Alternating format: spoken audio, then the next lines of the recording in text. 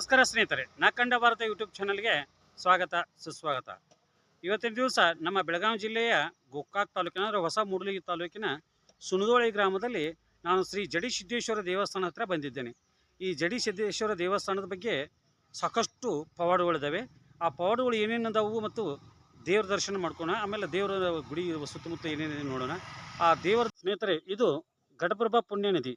ಇದು ಮಹಾರಾಷ್ಟ್ರದಲ್ಲೂ ಹುಟ್ಟಿ ಕೃಷ್ಣಾ ನದಿಗೆ ಅಂದರೆ ಇವತ್ತಿನ ಆಲಮಟ್ಟಿ ಜಲಾಶಯದ ಹತ್ರ ಇದು ಕೃಷ್ಣಾ ನದಿಗೆ ಸಂಗಮ ಆಗುತ್ತೆ.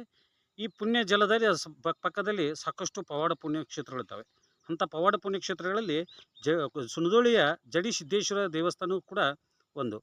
ಈ ಜಡಿ ಸಿದ್ದೇಶ್ವರ ದೇವಸ್ಥಾನ ಪೂರ್ತಿ ಈ ನದಿಯ ಪಕ್ಕದಲ್ಲೇ ಇದೆ. ಈ ನದಿಯ ಒಂದು ಈ ಪಾವಿತ್ರ್ಯತೆ ಪುಣ್ಯದ ಫಲವಾಗಿ ಶ್ರೀ ಜಡಿ ಸಿದ್ದೇಶ್ವರ ಸ್ವಾಮೀಜಿಯವರು 14ನೇ ಶತಮಾನದಲ್ಲಿ ಸಾಕಷ್ಟು ತಪಸ್ಸು ಮಾಡಿ ಇಲ್ಲಿ ಬಂದು ತಮ್ಮ ದೇಹ ತ್ಯಾಗ ಮಾಡಿ ಇಲ್ಲಿ ಅವರ ಹೆಸರಿನಿಂದ ಒಂದು ಮಠವನ್ನು ಕಟ್ಟಿದ್ದಾರೆ. ಆ ಮಠದ ಬಗ್ಗೆ ಒಂದಷ್ಟು ಮಾಹಿತಿಗಳು ಸಂಗ್ರಹ ಮಾಡುವಂಥದ್ದು ನೋಡೋಣ. ಹಾಗೆ ಇಲ್ಲಿದ್ದು ಪವಾಡಗಳು ಏನಿದಾವೆ ನೋಡೋಣ. ಸ್ನೇಹಿತರೆ, ಇದು ಸುನದೋಳಿ ಗ್ರಾಮದಲ್ಲಿರುವಂಥ ಪವಾಡ ಪುಣ್ಯಕ್ಷೇತ್ರವಾದಂಥ ಶ್ರೀ ಜಡಿ ಸಿದ್ದೇಶ್ವರ ದೇವಸ್ಥಾನದ ಮಹತ್ಕಾರ. ದೇವಸ್ಥಾನದೊಳಗೆ ಹೋಗೋಣ, ದೇವ್ರ ದರ್ಶನ ಮಾಡ್ಕೊಂಡು ನಂತರ ಇಲ್ಲಿ ಪವಾಡಗಳು ಏನೇನಿದಾವೆ ಒಂದು ಸ್ವಲ್ಪ ನೋಡೋಣ.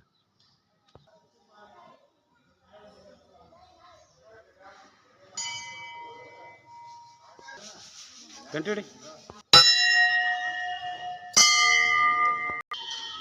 ಶ್ರೀ ಪವಾಡ ಪುರುಷ ಶ್ರೀ ಜಡಿ ಸಿದ್ದೇಶ್ವರ ದೇವಸ್ಥಾನದ ಗದ್ದಿಗೆಯಲ್ಲಿ ನಾವೀಗ ಬಂದಿದ್ದೀವಿ. ಗದ್ದಿಗೆ ದರ್ಶನ ಮಾಡ್ಕೊಂಡು ದೇವರ ದರ್ಶನ ಮಾಡ್ಕೊಂಡು, ಇದು ಪವಾಡ ಪುರುಷ ಶ್ರೀ ಜಡಿ ಸಿದ್ದೇಶ್ವರ ಮಹಾರಾಜರ ಒಂದು ಗದ್ದಿಗೆ, ಕರ್ತ ಗದ್ದಿಗೆ. ಓಂ ನಮಃ ಶಿವಾಯ. ದೇವರ ದರ್ಶನ ಮಾಡಿದ ನಂತರ ದೇವಸ್ಥಾನ ಸುತ್ತಮುತ್ತಲಿರುವಂಥ ವಾತಾವರಣವನ್ನು ಸಹಿತ ಒಂದಿಟ್ಟು ಮಾಡೋಣ. ಇದು ಸಾಕಷ್ಟು ದೇವಸ್ಥಾನ ಸುತ್ತಮುತ್ತ ಚೆನ್ನಾಗಿದೆ. ಸುಮಾರು 500-600 ವರ್ಷಗಳ ಹಿಂದಿನ ದೇವಸ್ಥಾನ ಅನಿಸುತ್ತೆ ಇದು ಕನ್ಫರ್ಮ್ ಆಗಿ. ಆ ಕಡೆ 14ನೇ ಶತಮಾನದಲ್ಲಿ ಪವಾಡ ಪುರುಷ ಜಡಿ ಸಿದ್ದೇಶ್ವರರು ಇಲ್ಲಿ ಬಂದು ಇಲ್ಲಿ ಗದ್ದಿಗೆ ಇದೆ ಅವ್ರದ್ದು. ಅವರು ಆದ ನಂತರ ಅವ್ರ ಸಮಾಧಿ ಇಲ್ಲೇ ಮಾಡಲಾಗಿದೆ. ಇದು ದೇವಸ್ಥಾನ ಸುತ್ತಮುತ್ತಲಿರುವಂಥ ಒಂದು ಇದೆ.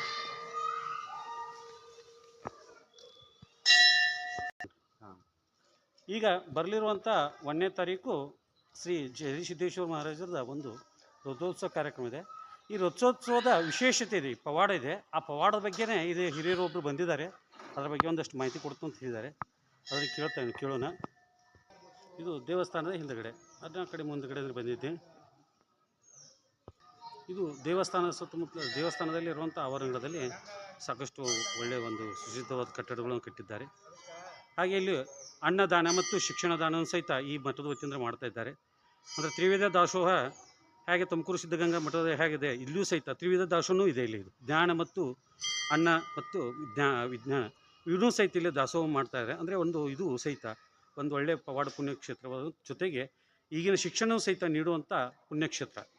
ಸ್ನೇಹಿತರೆ, ಇಲ್ಲಿ ನಾವು ತೋರಿಸ್ತಾ ಇರುವಂಥ 9 ಸಮಾಧಿಗಳು ಇವು ಶ್ರೀ ಜಡಿ ಸಿದ್ದೇಶ್ವರ ಸ್ವಾಮೀಜಿಯವರ ಶಿಷ್ಯಂದರು ಅಂತ. ಇದು ವಿಶೇಷ ಏನಂದರೆ ಆಶ್ಚರ್ಯಕರವಾದಂಥ ಮತ್ತು ವಿಶೇಷವಾದಂಥ ಸಮಾಧಿಗಳಿವು.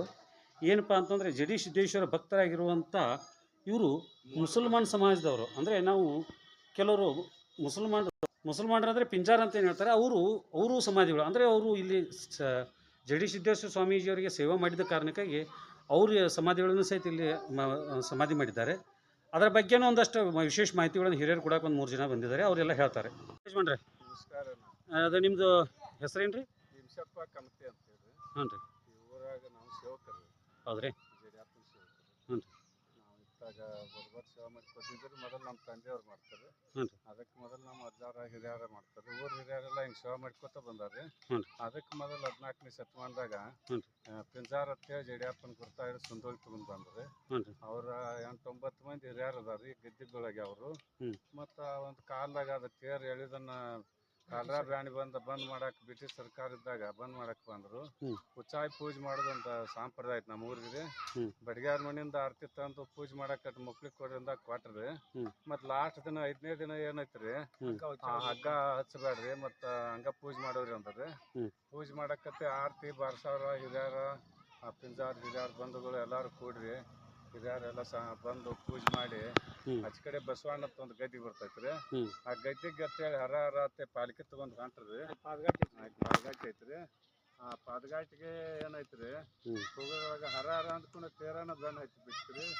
ಅವಾಗ ಬ್ರಿಟಿಷ್ ಸರ್ಕಾರ ಇದ್ದದ ನಾವು ಏನು ಇಲ್ಲಿ ಬಂದ್ ಮಾಡಕ್ಕೆ ಏನು ನಮ್ಗೆ ಅನುಕೂಲ ಆಗೋದಿಲ್ಲ, ನೀವು ಯಾವತ್ತೂ ಜಾತ್ರೆ ಮಾಡ್ಬೋದು, ಇದನ್ನ ನಾವು ಈ ಪವಾಡ ನೋಡಿದ್ದಿಲ್ಲ ಅಂತೇಳಿ ಪರ್ಮಿಷನ್ ಕೊಟ್ಟು ಅದ್ರಿ. ಇದು ಎಷ್ಟು ವರ್ಷಗಳ ಹಿಂದೆ ಆಗೈತ್ರಿ ಇದು?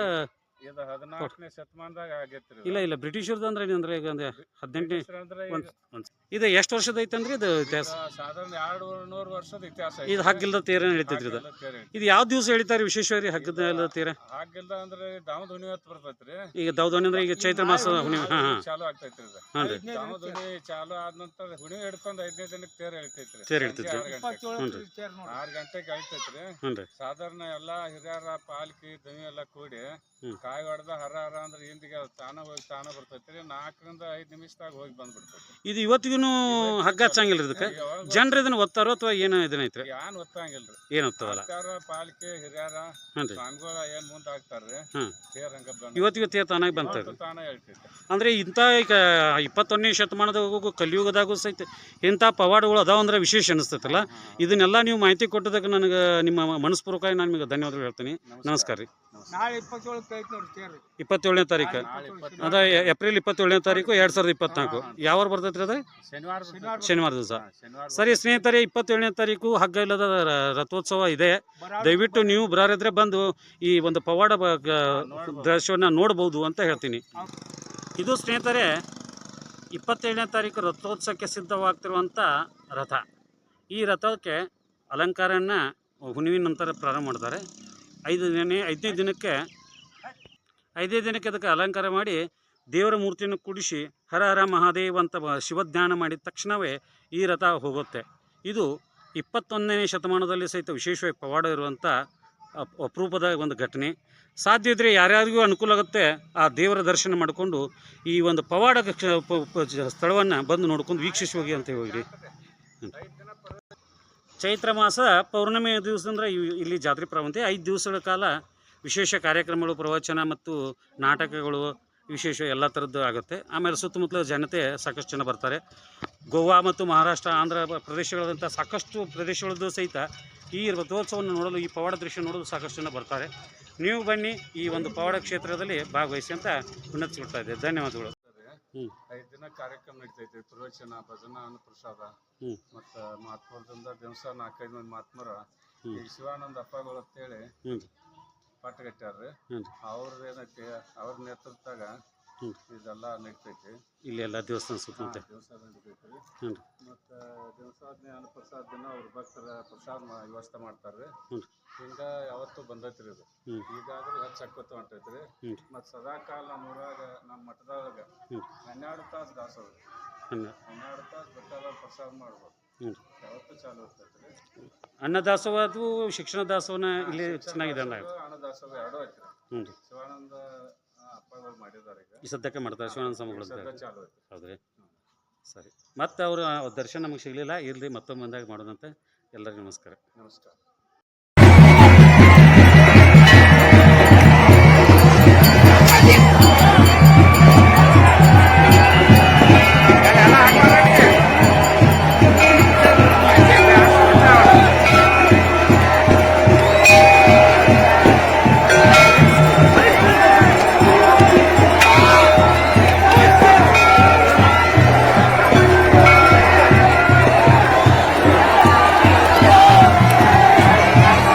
ಸ್ನೇಹಿತರೆ, ಎಲ್ಲರಿಗೆ ತೋರಿಸಿದಂಥ ಪವಾಡ ಪುಣ್ಯ ಕ್ಷೇತ್ರವಾದಂಥ ಶ್ರೀ ಜಡಿ ಸಿದ್ದೇಶ್ವರ ದೇವಸ್ಥಾನ ಬಗ್ಗೆ ನಿಮಗೆ ವಿಡಿಯೋ ಇಷ್ಟ ಆಗಿದ್ದರೆ ನಾಕಂಡ ಭಾರತ ಯೂಟ್ಯೂಬ್ ಚಾನಲ್ ಸಬ್ಸ್ಕ್ರೈಬ್ ಮಾಡ್ಕೊಳ್ಳಿ. ಹಾಗೆ ನಿಮ್ಮ ಸ್ನೇಹಿತರಿಗೂ ಇದನ್ನು ವಿಡಿಯೋ ಶೇರ್ ಮಾಡಿ ಅಂತ ವಿನಂತಿಸ್ಕೊಳ್ತಾ ಇದ್ದೇನೆ. ಧನ್ಯವಾದಗಳು.